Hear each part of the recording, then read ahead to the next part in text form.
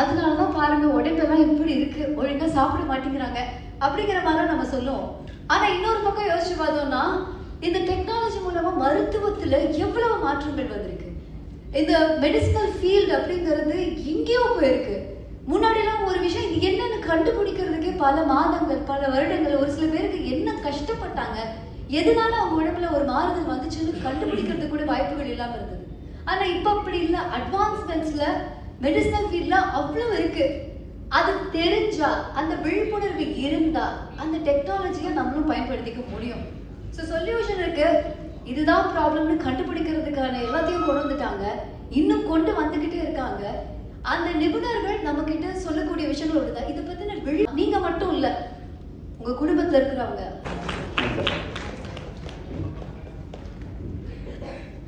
சிறப்பிக்க mister R Balamurugan sir இங்க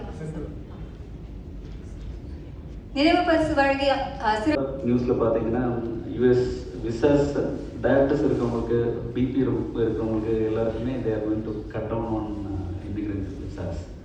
so அந்த லெவலில் போயிடுச்சு. போய் டயபிட்டிஸ்ன்னு வந்தாலே காஸ்ட் ஆஃப் ட்ரீட்மெண்ட்ல இருந்து அவங்க வாழ்நாள் டயபிட்டிஸ் அது எல்லாருக்குமே தெரியும். இருக்கு டைப்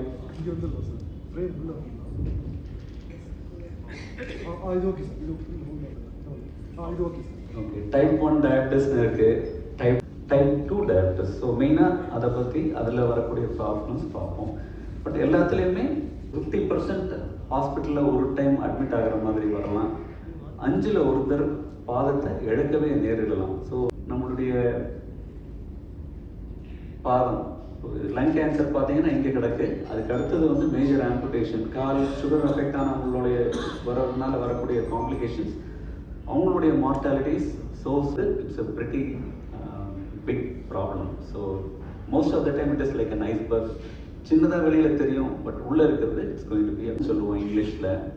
என்ன ஆகுதுன்னா, பாதத்தில் இருக்கக்கூடிய சில இடங்களில் அழுத்தம் அதிகமாகுது. அது ரொம்ப ஈஸி ப்ரொசீஜர். டாக்டர் கிட்ட போனீங்கன்னா அந்த இதை வந்து அழகாக எடுத்துருவாங்க. அந்த இடத்துல உணர்ச்சி இல்லாததுனால எடுக்கிறது வந்து it's not a big thing, it's a small issue. So அந்த கொப்பளங்களை வந்து ஓப்பன் பண்ணிவிட்டு அந்த இதை உள்ளே இருக்கிற நீரை எடுத்து விடணும். ஸோ போட்டுட்டு ட்ரெஸ்ஸிங் பண்ணணும்.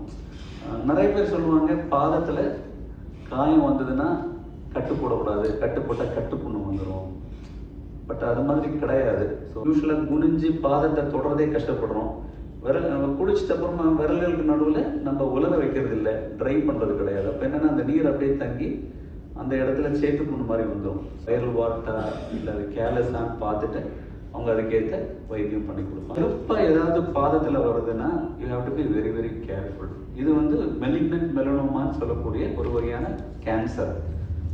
சீக்கிரம் கண்டுபிடிச்சிட்டோம்னா பிரச்சனை இல்லாமல் வைத்தியம் பண்ணிடலாம். இப்போ இருக்கிற வைத்தியத்தில் ஓரளவுக்கு இந்த இதுக்கு நல்லாவே க்யூர் இருக்குது. வந்து தேங்காய் எண்ணெய் ஏதாவது தடவுறது, தேங்காய் எண்ணெய் இருக்கு இல்லையா, கோகோனட் ஆயில் தடவுறது.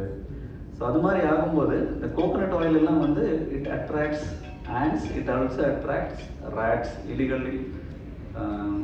காலில் உணர்ச்சி இல்லாததுனால அவங்களுக்கு அந்த எறும்பு கடி கூட அவங்களுக்கு தெரியறதுனால கேட்டோம். ஸ்மோக்கிங் கிடையாது, புகையில போட மாட்டாங்க. பட் ஆனால் திருப்பி கேட்டபோது மூக்குப்பொடி போடுவாங்க. மூக்குப்பொடியில் இருக்கக்கூடிய புகையில கூட பாதிக்கும். ஸோ அதனால ரத்த நாளங்கள் பாதிச்சு இந்த விரல்கள் அழுக தொடங்கிடுச்சு. முன்னால் இருக்கிற பிக்சர், இங்கே இருக்கிற ரத்த நாளங்கள் ஒன்றுமே தெரியல. இங்கே பாருங்க, ஆஞ்சியோபிளாஸ்டிக் பண்ணிட்ட அப்புறம் ரத்த நாளங்கள் நல்லா ஓப்பன் ஆகிட்டு பாதத்துக்கு நல்லாவே போகுது. ரத்தம் அப்படியே பாதத்தில் வருது, சிகப்பு சிகப்பாக பார்க்குறீங்க இல்லையா. ஷூஸ்ன்னு பார்த்தீங்கன்னா முன்பாதம் ரொம்ப இதாக இருக்கக்கூடாது, நேரோவாக இருக்கக்கூடாது. அப்படி இருந்ததுன்னா விரல்கள் ஒன்றோட ஒன்று ரொம்ப இதாக இருக்கும். அதே மாதிரி பின்பகுதியில் ஒரு ஹீல் கவுண்டர்னு வேணும். பின்னால் வந்து ஒரு இது போயிட்டு வேகமாக காயங்கள் ஆத்துறதுக்கு ஹெல்ப் பண்ணுது. இந்த பேஷண்ட் பார்த்தீங்கன்னா இந்த விரல் 2வது விரல் கருத்து போயிருக்கு, ரத்த ஓட்டத்தை அதிகப்படுத்த முடியல. இந்த ஹெச்பிஓடி பண்ணிட்டு பார்த்தீங்கன்னா அந்த விரல் அப்படியே கம்ப்ளீட்டாக ஆற்ற முடிஞ்சிருக்கு. ஸோ வேரியஸ் அட்வான்ஸ்ட் தெரப்பீஸ் இருக்குது. ஒரு ஃபோட்டோ எடுத்தோம்னா அந்த காயத்தில் எங்கெல்லாம் பாக்டீரியா இருக்குன்னு அதை சொல்ல முடியும். எந்த வகையான பாக்டீரியா இருக்குன்னு அது சொல்லும். கிராம் பாசிட்டிவா கிராம் நெகட்டிவான்னு சொல்லும். அதுக்கேற்ற மாதிரி ஆன்டிபயோட்டிக்கை உடனே ஸ்டார்ட் பண்ணிக்கலாம். இல்லைன்னா நீங்கள் கல்ச்சர் பண்ணி ஒரு 4-5 நாள் வெயிட் பண்ணி தான் நம்ம அதுக்கான கரெக்டான ஆன்டிபயோட்டிக் கொடுக்க முடியாது. பாக்டீரியா அதிகமாக இருக்குன்னு தெரியுது, அந்த இடத்த கொஞ்சம் கூட பெட்டராக க்ளீன் பண்ணிக்கலாம் நம்ம டாக்டர். இது வந்து கோல்ட் பிளாஸ்மான்னு ஒரு வகையான கதிர்வீச்சு கொடுத்து அந்த பாக்டீரியாஸ் வைரஸஸ் எல்லாத்தையுமே அது இது பண்ணுது. சுகரில் வெறும் கண் நுரையீரல் ஆப்ரேட் பண்ணியும் அந்த இடத்துல ஒரு காயம் வந்துக்கிட்டே இருக்கு. எலும்புகள் அப்படியே நல்லா உடஞ்சி போய் இந்த இடத்துல பார்த்தீங்கன்னா எலும்பு ஒன்று கீழே இறங்கி வந்துருச்சு. அதனுடைய அழுத்தத்தில் தான் அந்த காயம் வந்துக்கிட்டே இருக்கு. பார்த்தீங்கன்னா தெரியுதா? ஒரு சின்ன ஆப்ரேட் பண்ணிட்டு அந்த எலும்பை எடுத்துட்டோம்னா அந்த காயம் ஆறிடுது. ஒரு 5 வருஷம் ஆனாலும் பாதம் நல்லாவே காயம் இல்லாமல் ஹெல்த்தியாகவே இருக்கு. நிறைய B12 நிறைய நான்வெஜ் சோர்சஸில் தான் இருக்கு. வெஜிடேரியன்ஸ் வீகன்ஸாக போகிறவங்களுக்கு எல்லாமே அந்த சப்ளிமெண்டேஷன் கொடுக்கலன்னா நியூரோபதி வர்றதுக்கான வாய்ப்புகள் நிறைய இருக்கு. நியூரோபதியில் காமனாக பார்க்குறது நீங்கள் சொல்கிற மாதிரி பாதம் எரிச்சல் இருக்கிறது, பாதம் ட்ரை ஆகிறது, நம்னஸ் சில இடத்துல. அண்ட் அவருக்கு நினைவு பரிசு கொடுக்கறதுக்காக we welcome ஸ்பெஷாலிட்டி பற்றியும் ஒரு பேசிக் டிப்ஸ் ஒரு அவுட்லைன் நான் கொடுத்துட்றேன். அதுக்கப்புறம் I will happy to answer your question. அப்போ மெடிக்கல் ப்ராப்ளம்ஸ்க்கு ஒரு டாக்டர் இருக்காங்க பார்த்தா இருக்காங்க. அவங்க தான் நெஃப்ராலஜிஸ்ட். ஸோ இந்த டயாலிசிஸ், இது சமாச்சாரங்கள், கிட்னி ஃபெயிலியர், இதெல்லாம் வந்து நெஃப்ராலஜிஸ்ட் பார்க்கணும். உங்களுக்கு தெரியும் யூரினரி இன்ஃபெக்ஷன் அது ரொம்ப காமன். அதை தாண்டி kidney stones. So kidney stone வந்தவங்க அதை இங்கே எங்கே வேணால் யூராலஜிக்கல் கேன்சர்ஸ் வரலாம். இதில் 50% இந்த இன்ஃபர்டிலிட்டிக்கு ரீசன்ஸ் ஆண்களாகவும் இருக்காங்க. ஸோ அவங்க யார்கிட்ட போவாங்க? அது ஒரு யூராலஜிஸ்ட், பர்டிகுலர் அந்த உட்பிரிவு பேர் ஆண்ட்ராலஜி. இந்த PSA பண்ணுன்றது ஒரு மேண்டேட்டரியாக இருக்கு. பட் இந்த PSA அப்படின்ற பிளட் டெஸ்ட் ஒன்று இருக்கான்னு கூட தெரியாது. இங்கே நிறைய பேர் ஹெல்த் அவேராக இருக்கீங்க, ஹெல்த் செக்அப்ஸ்லாம் பண்ணிக்கிறீங்க. பட் உங்கள் ஹெல்த் செக்அப்பில் PSAன்ற பிளட் டெஸ்ட் இருக்கா, லேப் அதை இன்க்ளூட் பண்ணாங்களா பார்த்தா இருக்காது.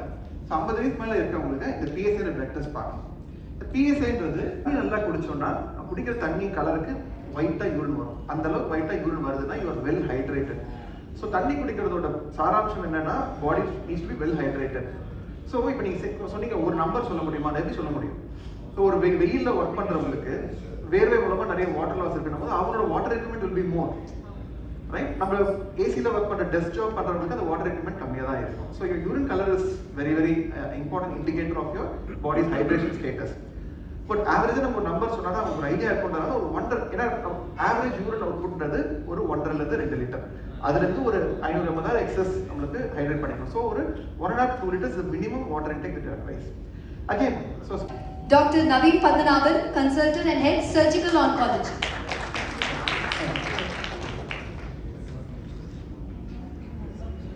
And எல்லாருக்கும் என்ன தெரியணும்னா இப்போ கேன்சர் ட்ரீட்மெண்ட் வந்து அந்த அளவுக்கு கஷ்டம் இல்லை. அண்ட் கீமோதெரப்பி இதெல்லாமே பண்ணும்போது சைடு எஃபெக்ட்ஸ் வரலாம். பட் ஆனால் ரொம்ப சீரியஸ் சைடு எஃபெக்ட்ஸ் வந்து 100 பேரில் ப்ராப்ளி ஒரு 10 பேருக்கு தான் வரும். 90% வந்து ரொம்ப சீரியஸ் கிடையாது. ட்ரீட்மெண்ட் எடுத்துகிட்டே ஒர்க் பண்ணவங்க இருக்காங்க. ஒரு பேஷண்ட் ட்ரீட்மெண்ட் எடுத்து யோகா கிளாஸில் நடப்பாங்க. ட்ரீட்மெண்ட் எடுத்துகிட்டு ஒரு பேஷண்ட் வந்துட்டு எலக்ட்ரிக்கல் டிபார்ட்மெண்ட்டில் ஒரு ஃபீல்டு ஒர்க் எல்லாம் போயிடுவாங்க. கடையில் பஸ் ஏறிட்டு வந்துட்டு கீமோ எடுத்துகிட்டு போயிட்டு ஃபீல்டு ஒர்க் எல்லாம் பண்ணுவாங்க. There are many people who are able to go through treatment. So அதனால் அது பயம் வச்சுக்க வேண்டாம். அது மீறி உடம்புல வேறு இடத்துல போனால் 4th ஸ்டேஜ் ஆகும். ஸோ இது இப்போது நான் ஜஸ்ட் ஜெனரல் அவேர்னஸ்க்காக சொல்கிறேன். இது ஸ்டேஜ் எல்லாமே ஸ்டேஜ் இஸ் ஃபார் டாக்டர்ஸ். நாங்கள் வந்து ட்ரீட்மெண்ட்டு எந்த பேஷண்ட்க்கு என்ன பண்ணணும்னு சொல்லி அது டாக்டர்ஸ்க்காக ஸ்டேஜிங்கு. பேஷண்ட்காக என்ன ஸ்டேஜிங் என்னென்னா குணப்படுத்த முடியுமா முடியாது. நம்ம எல்லாருக்கும் என்ன வேணும் குணப்படுத்த முடியும் அந்த ஸ்டேஜில் தான் கண்டுபிடிக்கணும். ஸோ 1, 2, 3 3 ஸ்டேஜஸ் வரைக்கும் கண்டிப்பாக குணப்படுத்துவாங்க. So that is the curable stage.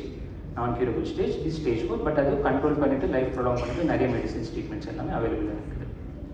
So ஒரு ஸ்டேஜிங் எப்படி பண்ணணும்? ஒரு பேஷண்ட் வருவாங்க, HER2 பாசிட்டிவ் ட்ரிபிள் நெகட்டிவ் வந்து இனிஷியலாக கொஞ்சம் பெருசாக இருக்குது. கீமோதெரப்பியோட ஆரம்பிச்சு ஈச் சைக்கிள் வரும்போது எல்லாமே அதிலே கம்மியாகிட்டே வரும். ஸோ கரைஞ்சதுக்கப்புறம் அதுக்கப்புறம் அந்த கட்டி மட்டும் ரிமூவ் பண்ணணும். So chemotherapy followed by surgery. Radiotherapy அப்படின்னா நார்மல் சிடி ஸ்கேன் மிஷின் உபயோகப்படுத்துறதுல அந்த மாதிரி ஒரு மிஷின் இருக்கும், லேப்டாப் லைட்டும். அது ஒரு 10 நிமிஷம். அது நம்ம எக்ஸ்ரேஸ் வரும்போது நமக்கு வலியோ ஏதாவது எந்த சிம்டம் தெரியாது. ஜஸ்ட் ஒரு 10 minutes அது மாதிரி படுத்திருக்கணும். ஸோ அது ஒரு 3 weeks இருக்கும். ஸோ கீமோதெரப்பி தேவைப்பட்டால் எவ்ரி சைக்கிள் அப்படின்னா 2 வாரத்துக்கு 3 வாரத்துக்கு ஒரு ஹாஸ்பிட்டலுக்கு வரணும். வந்துட்டு chemotherapy is saline bottle glucose ஏற்றுவாங்க, அந்த மாதிரி ஒரு 3 hours 4 hours குளுக்கோஸ் மாதிரி எடுத்துட்டு அன்றைக்கே வீட்டுக்கு போயிடுவாங்க. அதுக்கப்புறம் அடுத்த 2-3 weeks கழிச்சு தான் திருப்பி வருவாங்க. அந்த மாதிரி சைக்கிள்ஸ் ஒரு 6 வாட்டியோ 8 வாட்டியோ பண்ணணும். அதுக்கப்புறம் தான் சர்ஜரி மாதிரி வரும். சில பேஷண்ட்டுக்கு head to positive targeted therapy ஆனாலும் சேம் மெடிசன் தான், அது மாதிரி குளுக்கோஸ் பாட்டில் மாதிரி இருக்கும். அதுவும் 3 வாரத்துக்கு ஒரு வாட்டி 1 year வரைக்கும் ட்ரீட்மெண்ட் எடுக்கணும். அண்ட் ஹார்மோன் பாசிட்டிவ் டைப் வந்துட்டு இந்த மாதிரி சர்ஜரி ரேடியேஷன் கீமோ எல்லாம் முடிச்சதுக்கப்புறம் ஹார்மோன் டேப்லெட்ஸ் கொடுக்கும். அது வந்துட்டு 5 வருஷத்துலேருந்து 10 வருஷத்துக்குள்ள டேப்லெட்ஸ் எடுக்கணும். ஸோ இது எல்லாமே பண்ணால் தான் நமக்கு க்யூர் ரேட் வந்து அதிகமாகும். ஸோ ஃபஸ்ட்டு ஸ்டேஜில்